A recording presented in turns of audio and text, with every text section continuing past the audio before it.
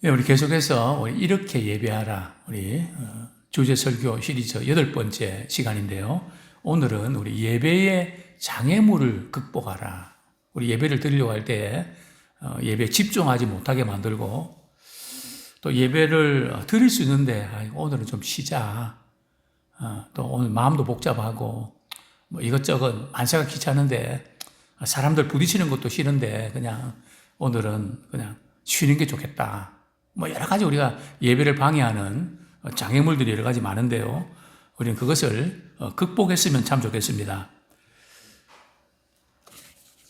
우리 시편 51편 우리 16절, 17절 말씀을 중심으로 다윗이 이렇게 예배를 드려도 드린 것 같지 않고 하나님이 떠나신 것 같고 아무런 기쁨도 없고 죄가 항상 생각나고 뭔가 이렇게 막힌 느낌. 이전에는 기쁜 마음으로 봉사도 했는데 그냥 마지못해서 그냥 이렇게 하는 왜 그렇게 됐을까? 그것이 바로 예배를 제대로 드리지 못해서 이런 현상들이 나타나는데요. 예배를 제대로 드리지 못하는 이유가 뭘까요? 많은 분들이 교회에 와서 자리에 앉아 있지만은 예배를 드리지 못하는 그 중에 어떤 분들은 그냥 주일날 교회 와서 예배 자리에 앉아서 그냥 스마트폰을 보는 그죠? 정말 안타까운 그런 거죠. 그죠? 예배 시간에 우리가 하나님께 찬양 드리고 또 말씀 듣고 은혜 받아야 되는데 예배 시간까지 나왔고 그냥 핸드폰에 빠져 있는 우리 아이들도 아니고 그죠? 그런 분들은 신앙생활 오래 해도 영적으로 자라지 않죠. 영적으로 먹는 만큼 자라거든요. 그래서 어떤 분들은 또 상습적으로 그냥 눈을 감고 자는 분들이 있습니다. 정말 제가 옛날 같은 말이죠. 이름을 불러갖고 말이죠. 일어나라고. 이전에 제가 그런 말씀 드렸나요? 어떤 장로님이 기도하실 때 말이죠. 생각만 나면은 아버지. 우리 성도들은 그 세고 있는 거예요. 기도 끝나자마자 말이죠. 장로님들 다음 주부터 대표 기도 하지 마세요. 한 6개월간 기도 훈련 받고 하세요. 하나님께 예배 드리는데 그렇게 해서 되겠어요?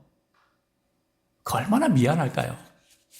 그러나 공적으로 제가 상당히 참 강한 편인데요. 뭐 좀 안 그런 것처럼 보여도 사실은 이제 그게 이제 많이 그렇게 하다 보니까 좀 많은 문제들이 생겨요. 그걸 받아들일 만한 믿음의 수준이 되면 좋은데 그게 안 되니까 그냥 어떻게 보면 좀 또 정반대가 되지 않나 생각이 드는데요. 어쨌든 우리 예배 드릴 때에 우리 삶에서 일어나는 그런 복잡한 문제들, 막 문제에 눌려갖고 말이죠.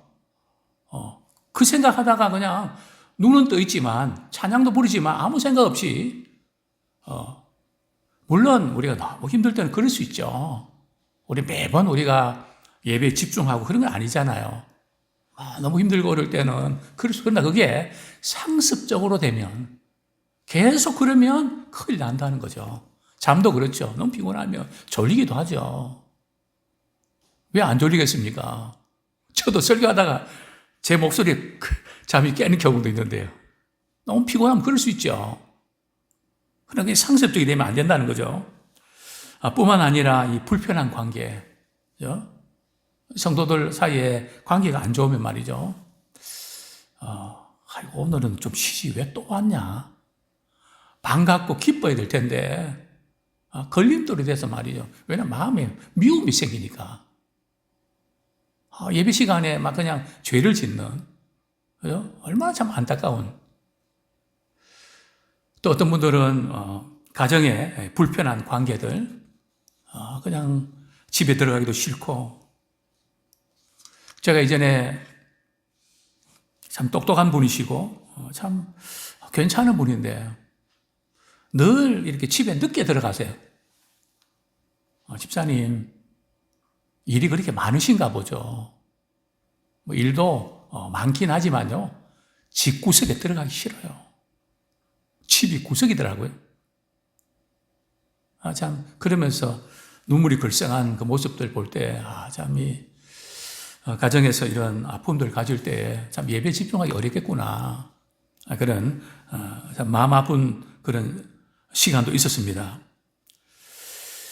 그렇습니다. 이런 마음들, 또 어떤 분들은 마음이 삐뚤어져 있는 분들이 있어요. 일명제는 삐딱선 탔다 그러죠. 은혜를 받아들이고 정말 주님 앞에 내 모습 봐야 되는데 뭔가 못마땅한 게 있어갖고, 그죠? 누가 무슨 말 하면 튀는 거죠. 막 거부감이 생기고, 그냥 말씀도 안 들어오고, 튀는 거죠. 그죠? 고구마 전도법 아시죠? 찔러갖고 말이죠. 쏙쏙 들어가야 되는데, 튀는. 작은 마음으로 예배드릴 때 얼마나 힘들겠어요. 은혜 막 빨려 들어가도 쉽지 않은데, 그죠? 예배 시간까지 와갖고, 예배도 제대로 드리지 못하고, 우리가 이렇게, 참 예배 드린다면, 우리가 참 얼마나 안타까운지 모릅니다. 몇 가지 오늘 예배를 드리지 못하는 이런 어떤 부분에서 여러 가지 이유들이 있지만, 우리는 이런 모든 문제들을 있을 때 우리가 잘 대처하는 그런 우리가 되면 좋겠습니다. 간혹 제가 이제 이렇게 목회하면서 아파도 직장은 가잖아요. 그런데 아프면 교회는 안 와도 되나요? 물론 이해 못하는 거 아닙니다. 좀 쉬다가 월요일부터 가야 되는 거 맞죠? 그러나 병원에는 건강한 사람이 갑니까? 아픈 사람이 갑니까? 물론 건강검진 빼놓고 아파도 가잖아요. 왜요? 고침 받으려고. 그래서 사실 우리 예배 드리면서 찬양 드리고 말씀 듣고 은혜 받으면 많은 부분이 회복됩니다. 또 예배에 오시는 분들이 다 건강해서 오시는 게 아니에요. 설교하는 저도, 그죠? 365일 말이죠. 멀쩡해서 하는 게 아니라고요. 우리 장로님들, 권사님들 마찬가지 아닙니까? 직장에서 너무 지치고 오늘 좀 쉬고 싶다. 그럴 때 있죠. 그래도 우리 영혼이 살려고 또 예배드리고 말씀드리면 또 고침받고 회복되고 그 맛이 있잖아요. 근데 우리 예배드릴 때 이걸 너무 말이죠. 그래서 무슨 교회에서 무슨 행사할 때도 집사님 이거 좀 이렇게 하십시다 그러면 아직까지는 일이 없는데 일이 없으면 할게요. 저는 막 치해받고 싶은 분입니다. 이런 표현서 죄송한데요. 우리 하나님과 관계된 걸 뭘로 보는 겁니까? 생명까지 내어주셨는데 아들의 생명을. 생명 다해서 주님을 사랑해도 우리가 부족하고 늘 죄송한 마음뿐인데 아직까지는 시간이 없는데 마음 한편으로는 있기를 기다리는 것 같아요. 이런 약한 생각들. 정말 우리는 하나님 앞에 나갈 때는 정말 이렇게 대가를 지불하고 우리가 은혜 보좌에 담대히 나가는 그런 강한 믿음의 사람 되기를 소원합니다. 자, 첫 번째로 왜 우리가 예배 장애물이 뭔가? 이제 그 중 하나가 바로 과거의 호통스러운 기억입니다.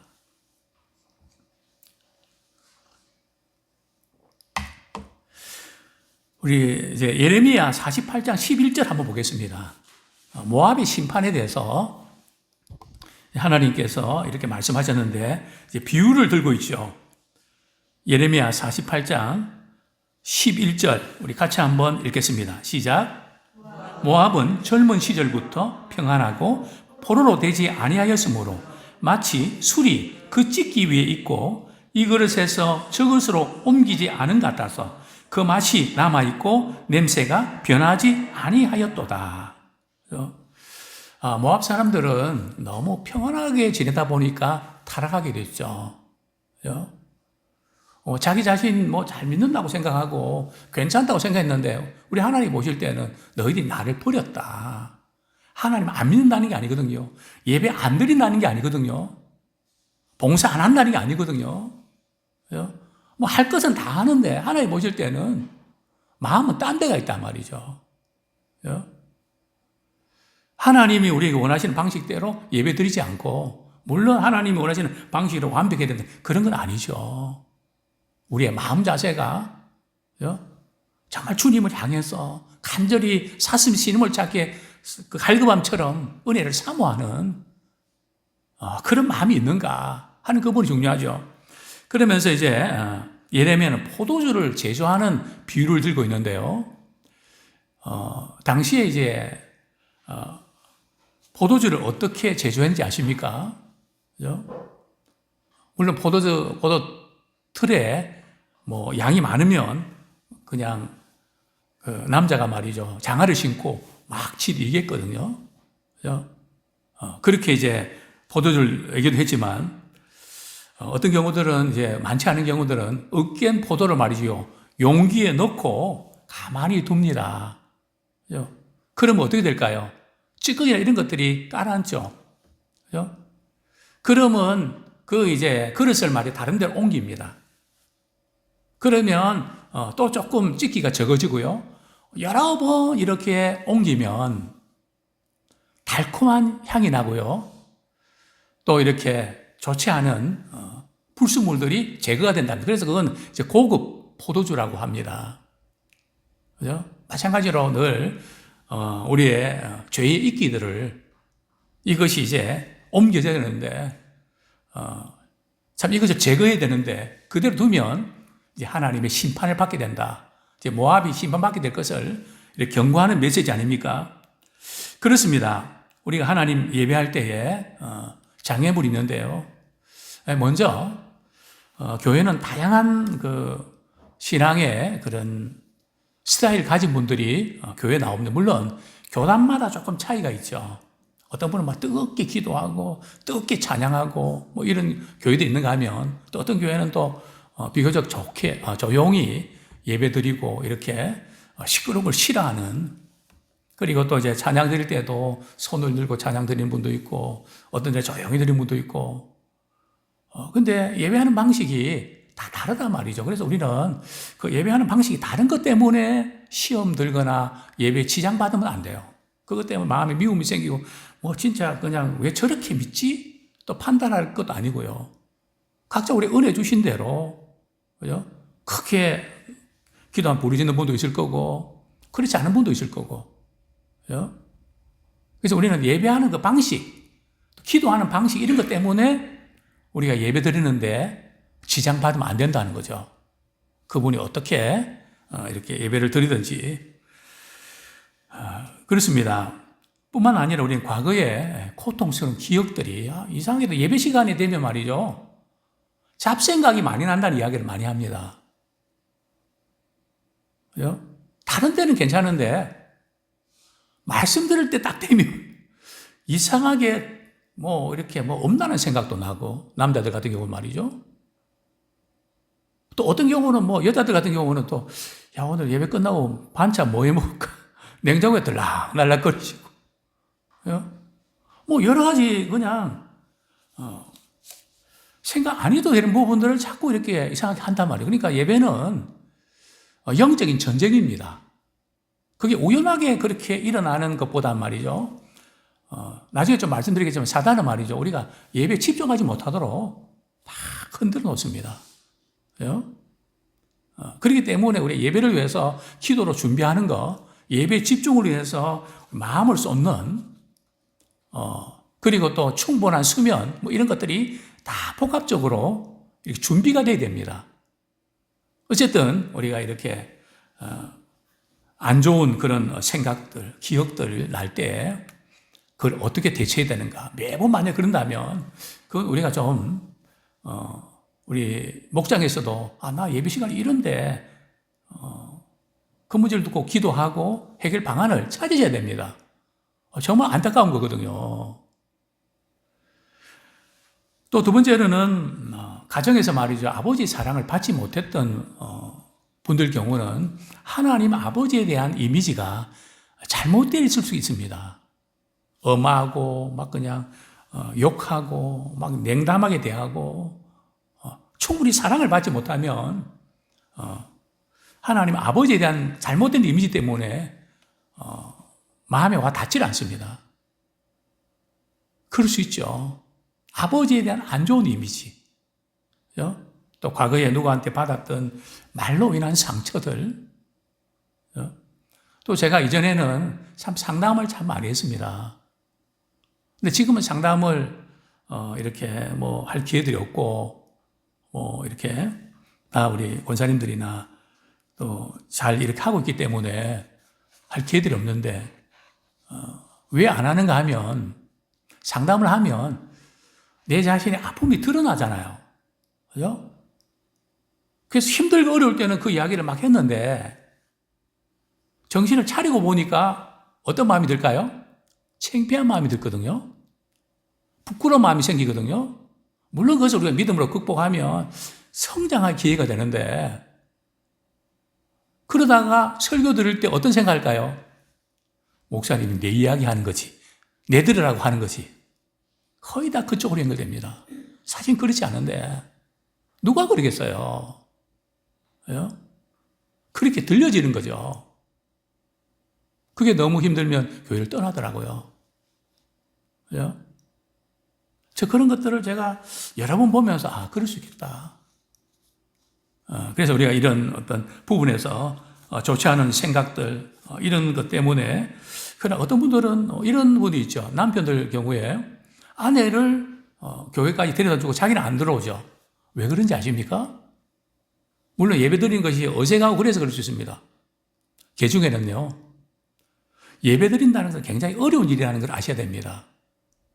왜 어려운지 아십니까? 말씀을 듣다 보면 말이죠. 편안한가요? 불편하단 말이죠. 하나님 앞에서 자기 양심을 말이죠. 거울을 보는 것 같은, 그게 쉽지 않거든요. 우리는 당연하게 여기지만 쉽지 않습니다. 두렵다는 거죠. 안 믿는 사람도 영적 존재이기 때문에 말씀을 들으면 찔리거든요. 부담이 되죠. 그래서 피하게 된다고요. 어쨌든 이런 여러 가지 많은 요인들이 있는데요. 고통스러운 기억은 쉽게 지우지 않습니다. 시간이 걸릴 수 있죠. 그러나 분명한 것은 우리의 과거는 바꿀 수 없지만 미래는 바꿀 수 있습니다. 과거는 바꿀 수 없어요. 지나간 일이니까 어떻게 바꾸겠어요? 그러나 그 과거가 미래에 영향을 주지 않도록 미래는 바꿔야 되죠. 우리 주님 주시는 은혜와 사랑 가운데 이제 그 기억에서부터 회복되는, 이제는 그런 기억이 안 나고, 오늘날 보니까 말이요, 은혜 감사하고, 하나님 사랑을 받고 있고, 계속 그 은혜와 사랑을 받으니까 그 기억에서 자유 얻는 그런 은혜가 있기를 소원합니다. 자, 두 번째로, 예배를 드릴 때 장애물이 뭔가 하면 바로 회개하지 않는 죄입니다. 우리 시편 51편 3절 말씀.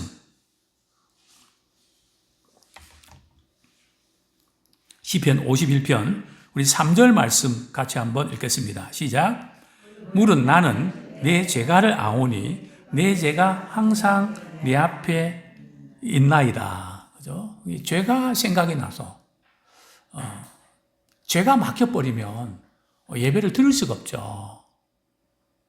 죄가 우리를 짓누르면 찬양을 드려도 기쁘지 않고, 말씀이 들려지지 않고, 기도해도 그냥 천장에 올라가기만 하고 내려오는 그런 느낌?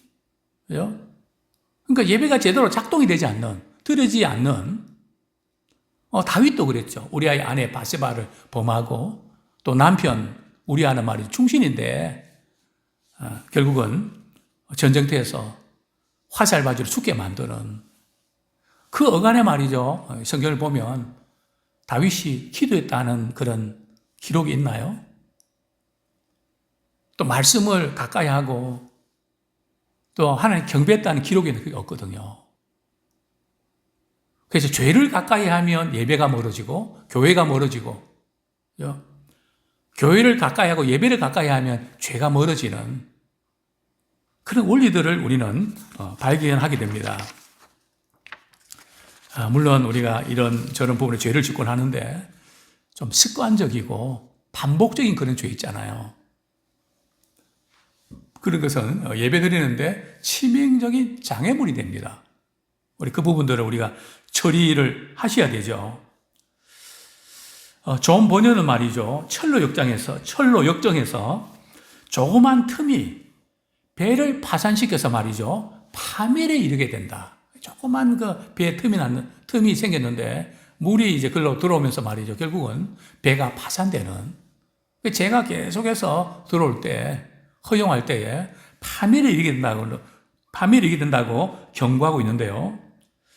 근데 이제 이 죄 문제가 해결이 안 되면요. 근데 이외로 우리가 죄 문제를 해결하지 않고 이렇게 지나가는 게 너무 많다는 거예요. 우리가 죄가 생각나고 그러면 말이죠. 어떤 때는 우리가 꿈을 꾸다가도 내가 이거 정말 잘못했구나 깨달을 때 있거든요. 그러면 그 자리에 일어나서 회개해야 되죠. 회개는 기회 놓치면 안 되거든요. 다음에 하지 하다가 지나쳐버린 부분들이 너무 많습니다. 저도 어떤 때는 회개 날을 정해서 말이죠. 그동안 회개하지 못했던 그 많은 것들을 떠올리면서 회개할 때 너무너무 많은 거 있죠. 그냥 반나절 이렇게 해도 시간 모자랄 정도로 얼마나 그런 게 많은지. 아니, 회개하지 않고 말이죠. 쌓아놓은 처리해야 되지 않는 죄들이 말이죠. 얼마나 많이 지금 누적되어 있는지. 그래서 이런 죄 문제를 우리 처리하지 않을 때에 나타난 몇 가지 현상이 있습니다. 우리 시편 51편 어떤 현상일까요? 우리 11절 말씀 같이 읽겠습니다. 11절 9절부터 11절까지 같이 한번 읽겠습니다. 시작. 주의 얼굴을 내 죄에서 돌이키시고 내 모든 죄악을 지워주소서. 하나님이여 내 속에 정한 마음을 창조하시고 내 안에 정직한 영을 새롭게 하소서. 나를 주 앞에서 쫓아내지 마시며 주의 심령을 내게서 거두지 마소서. 12절 주의 구원의 즐거움을 내게 회복시켜 주시고 자원하는 심령을 주사 나를 붙드소서. 나를 주 앞에 쫓아내지 마시며 없이며 무슨 얘기가 하면 우리가 죄 문제가 해결되지 않을 때 그 죄가 항상 내 앞에 있고요. 제가 자꾸 생각나고요. 그게 생각나니까 자꾸 예배 시간 가운데 말이죠. 거기에 빠지니까 말씀이 안 들어오고 은혜가 안 되죠. 두 번째는 주님이 나를 버리신 것 같아. 그런 죄를 지어서 주님이 더 이상 나를 사랑하시지 않을지도 몰라. 주님 앞에서 쫓겨난 느낌, 두렵고 불안한 느낌, 그 다음에 성령을 내게서 거두지 마소서. 성령의 감동이 없는 거예요. 우리 신앙생활은 말이죠. 목회자도 그렇고 우리 성도님도 그렇고 성령의 감동이 없이는 말씀에 은혜 받을 수도 없고 또 목회자는 설교를 할 수 없습니다. 그래서 강의를 할 수 있죠. 저는 강의는 며칠 동안 원고 없이 마음껏 할 수 있습니다. 그냥 신나게 할 수 있죠. 그러나 설교는 내 심령에 부딪히지 않는데 어떻게 합니까? 그게 어렵다는 거죠. 매번 부딪히고 먼저 내가 은혜 받아야 되는데 성령께서 붙잡아주지 아니하시면 저는 예배 끝나고 나면 주님 오늘도 주님 성령 붙잡아주셔서 제가 설교할 수 있었네요. 주님이 잠시라도 붙잡아주지 아니하시면 저는 10분도 설교를 못합니다. 이제 고백하지 않을 수 없죠. 그렇기 때문에 우리는 바로 이 성령의 도우심에 이제 이렇게 무디어지죠. 그 다음에 12절에 보면 주의 구원의 즐거움을 내게 회복시켜 주시고 구원의 기쁨이 하나도 없는 거죠. 우리 신자들이 구원의 즐거움이 있어야 여러 가지 속상하고 힘들고 마음 상하고 이런 모든 것들을 이길 수 있는 힘이 생기거든요. 근데 구원의 즐거움이 떠나면 만사가 귀찮고 비참한 생각 들고 이래 살아서 하나 하는 그런 생각만 가득 차게 되는 것이죠. 그리고 자원하는 심령을 주사 나를 붙드소서. 이전에는 기쁜 마음으로 자원하는 마음을 했는데 이제 눈치를 보는 거죠. 누구 안 하나? 안 하면 내가 하지 뭐.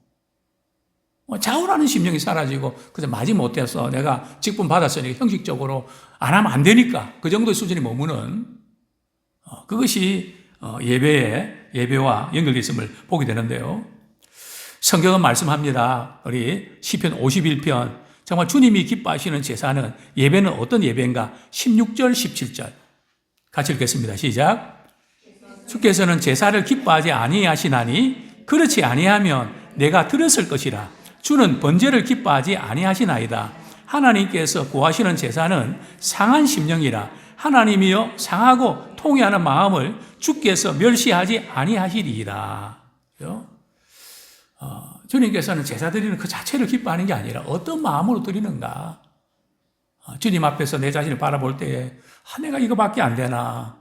참 부끄럽고 연약한 모습이 생각나고 정말 이런 모습으로 주님 앞에 나간다는 것이 마음에 걸리고 그럴 때 그럴수록 은혜 보좌에 나가야 된다는 거죠. 왜요? 주님이 구하시는 제사는 어떤 제사라고요? 상한 제사라는 거죠.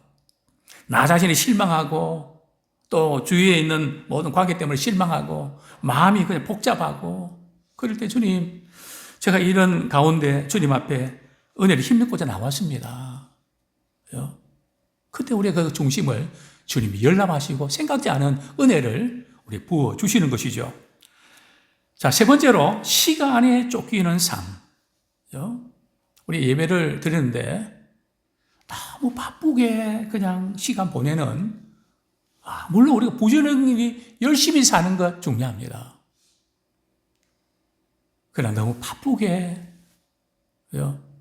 그렇게 지나는 것은 죄입니다. 사탄이 우리를 하여금 바쁘게 만들어서 주님께 집중하지 못하도록 만들죠. 우리 시간은 하나님께 맡겨진 선물이잖아요. 우리 E.M. 바운즈는 기도를 통한 능력에서 이렇게 말했습니다. 휴식을 위해 적당한 시간을 내라. 좀 쉬라는 거죠. 휴식이라는 거죠. 가만히 있으면 그냥 꼭 죄 짓는 것 같은 그런 사람들은 그게 우리 하나님 기뻐하시는 게 아니에요. 물론 부지런히 열심히 할 때는 그래 해야 되지만 예수님도 휴식을 취하셨잖아요. 그렇게 바쁜 가운데도. 또 하나님께서도 창조하시면서 쉬셨잖아요. 안식하셨잖아요. 그리고 하나님의 은혜에 대해서 종종 묵상하라. 시간 내고 하나님 베푸신 은혜가 얼마나 큰지 묵상하고 호기심을 자극하는 일에 관심을 쏟지 마라. 그냥 잠시 그냥 호기심 가질 수 있는 그런 것에 우리가 시간을 너무 많이 쏟는, 어떤 분이 이렇게 말합니다. 저도 우리 하나님과 시간 갖고 싶고요. 말씀도 읽고 기도하고 싶습니다. 근데 시간이 없습니다.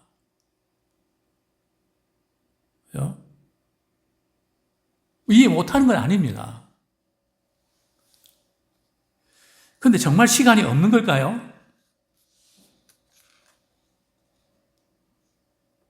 시간을 내지 않는 것은 말이죠. 그 대상을 별로 중요하지 않은 분을 여기는 겁니다. 그 대상을 소중히 여기면 시간 냅니다. 부모와 자녀 관계, 연인 관계 그렇지 않습니까? 시간 내는 거 보면 알거든요. 시간 낼 수 있습니다. 계획을 하고 말이죠. 대가를 지불해야 됩니다.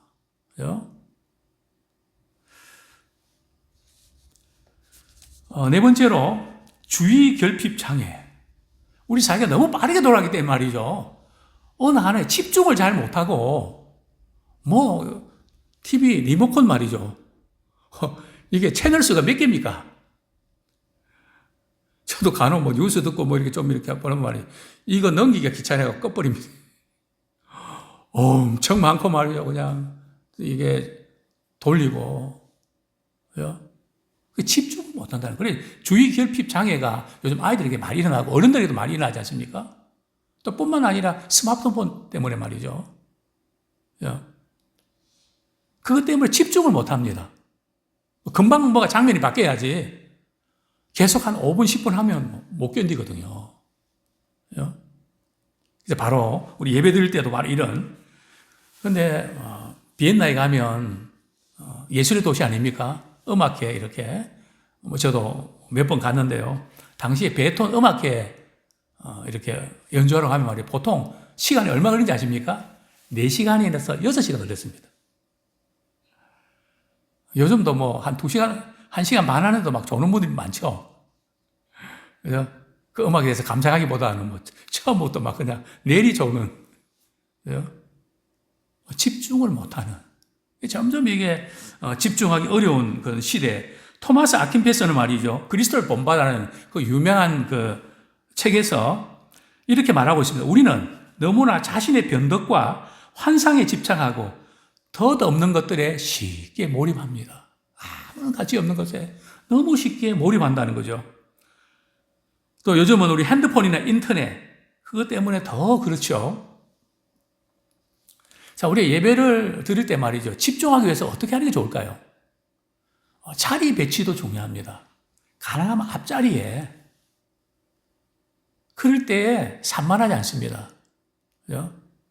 그 다음에 기둥이 있는 데는 앉지 마십시오. 설교할 때는 말이죠. 설교자가 눈이 마주쳐야 돼요. 제가 이렇게 설교하면서 제가 사실 원고에 매이지 않고 이렇게 아이 컨택을 하는 편이거든요. 그래서 눈싸움하는, 옛날에 이전에 우리 이마구 권사님이 참 대단한 분이세요. 제 눈을 한 번도 놓치지 않으세요. 눈싸움하면 제가 질 것 같아요. 얼마나 집중하는지 빨려 들어가는 것 같아요.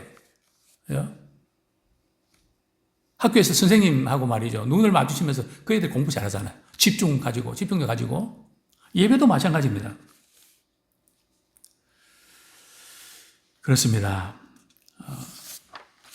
자, 5번째, 육체적인 우리 좀 장애가 있는데요.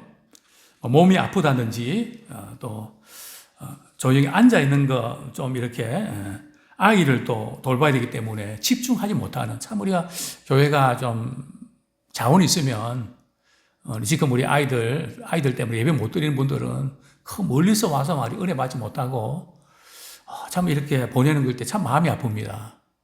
그게 한두 주도 아니고, 그죠?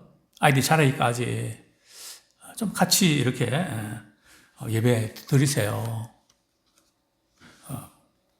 어떤 분들은 아이들 때문에 그렇게 하다가 그냥 인터넷으로 예배 드릴 때 집중해서 할 수 더 좋다고 뭐 그렇게 이야기하면 참 마음이 좀 아팠습니다. 또 어떤 분들은 너무 한 주 동안 고달프고 너무 지쳐서 너무 육체적으로 너무 다운돼서 또 연세 드신 분들은 또 앉아있는 것 자체가 너무 힘들어서 이렇게 예배에 집중하지 못하는 그런 경우들이 있죠. 그래서 이 육체의 피곤과 이런 육체적인 장애들을 우리 한계들을 어떻게 해야 될까? 물론 너무 아프고 힘들면 우리가 쉬어야죠. 그러나 많은 경우들은 사도 바울도 말이죠. 우리 고린도 전서죠. 고린도 전서에서 이렇게 고백했죠. 내 몸을 쳐서 복종시켰다고. 그죠? 믿음의 경주를 위해서 말이죠. 내 몸을 쳐서 복종시켰다고. 그래서 우리는 이 영적 우리 이렇게 생활을 말이죠. 마음을 약하게 가지시면 안 돼요. 그죠? 어떻게든지 주님 앞에 예배드리고 주님을 섬기는 일에는 내가 기를 쓰고 해야 되겠다. 그죠? 그래서 이걸 쳐서 복종시킬 때 그때 영역이 생기는 거예요. 그죠? 오히려 그럴 때 말이에요. 더 큰 은혜를 주십니다. 그래서 우리는 쉽게 무너지는 자가 아니라 우리의 육체의 이런 연약한 가운데도 우리가 극복해서 우리가 영적으로 강해지는 그런 기회로 삼기를 원합니다. 자, 예배를 방해하는 환경적 요인, 이렇게 6번째, 새들백 교회 릭 위렌 목사라고 목적이 이끌어가는 교회라는 유명한 책을 썼죠. 그분이 환경적인 요인에 대해서 이제 교회 예배 환경에 대해서 좀 신경을 써야 될 5가지 요인을 이렇게 제시했는데요. 첫 번째는 조명입니다. 조금 교회가 말이죠. 어두워야 영적으로 은혜를 받을까요? 밝아야 은혜를 받을까요? 어떤 분들은 조금 어두워야 은혜를 많이 받는데요. 근데 그런가요? 아닙니다. 하나는 빛이시거든요. 그래서 지금의 밝기보다 2배를 밝게 된다. 제가 어디 가도 지금 우리가 들어가 있잖아요. 이걸 지금 밝게 하는 것 제가 이렇게 세심하게 보는데요. 이 부분들은 밝게 됩니다.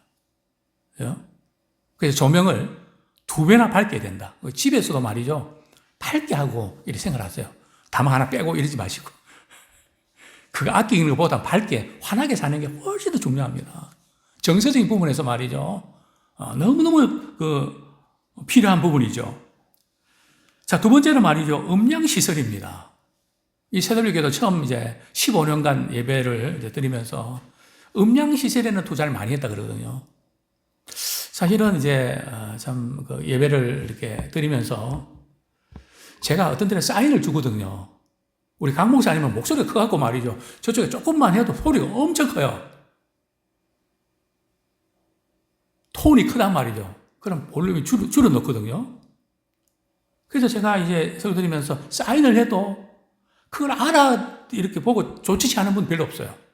제가 해도 그래 말죠. 그럼 제가 이제 목소리를 말이죠. 크게 내면 되게 에너지 소모도 많고 저는 목소리 살살 하면서 하는 게 굉장히 어필하거든요. 제 설교는 이렇게 사작을 하면서 이렇게 들어가야 그게 굉장히 폭발력이 있거든요. 근데 처음부터 막 크게 하니까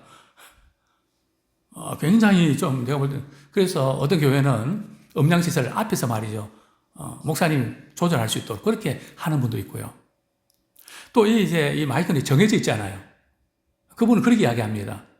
핀 마이크를 써서 마음껏 돌아다니면서 하라고. 그래서 자유롭게, 사실은 저도, 녹화하고 이래서 그렇지만, 녹화도 그렇게 할 수 있거든요. 근데 그게 시설이 또 그러니까 못하고 있는데, 이렇게 자유롭게, 마이크에서 막 소리가 삑삑 소리 나고 이런 말이죠. 그게 굉장히 예배 방해가 되거든요. 예. 지금은 요즘 많이 잡혔지만은, 그래서 이런 예배의 많은 여러 가지 요인들, 그리고 이제 세 번째 예배당 의자입니다. 옛날에는 지금 장의자를 썼는데 지금은 개인 의자로 바꿨죠. 지금 이 의자가 사실은, 우리가 이전에 우리 생각으로는 예배당은 이렇게 긴 의자가 있는 게 또 격식도 많고, 앞에 우리 이제 강대상도 크고 좋았잖아요. 그죠? 근데 이제 요즘에는 이 앉는 의자가 불편하면 이렇게 앉은 게 힘들거든요.